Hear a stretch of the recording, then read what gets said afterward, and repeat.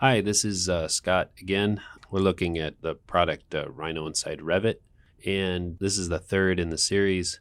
This workflow we're going to look at in this case is how to get Revit Geometry into Rhino. It seems like some people are looking to do that to prepare a model for analysis or prepare a model for model making, where you want basic geometry grabbed out of the more sophisticated Revit model and then do 3D printing, something like that. And so what I start with here is just the standard everyday Revit sample project.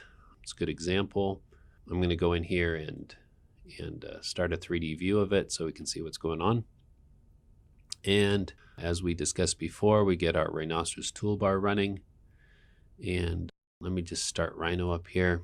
We have a blank file, which will be a good start.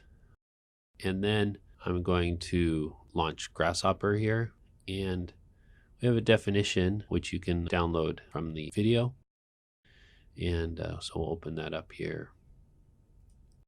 And that example is sample Revit to Rhino. So we'll open this up.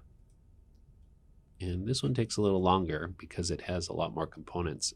It's doing a little bit more with the model. What we did here is we have the category picker. So we have a certain category in this case, which are roofs. It's going to go through and it's going to grab all the objects out of that category. It's going to convert them to Rhino geometry. And then I've got a fancy baker here that will bake the geometry into Rhino based on the layer. So, or based on the category. So it takes the category name. And then if that category name doesn't exist as a layer in Rhino, it creates it. And the way I usually do this is I've got a little Boolean here. So when I click on it, what that will do in Rhino is it'll actually create the objects here. And so, so now we have those objects. It went and got all the roofs out of Revit, threw them into Rhino. And again, this definition is available, so you can just grab it and edit it however you want. I'm just going to grab all the walls. You can see they got created there. Grab all the doors. So all the doors got grabbed out of the model. Let's just jump in and do floors. There we go. And maybe we'll get all the windows. So that took a little longer.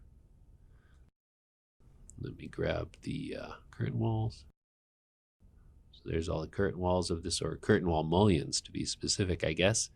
And then if I come down here, I think these are the curtain wall panels. Yep, these are the curtain panels.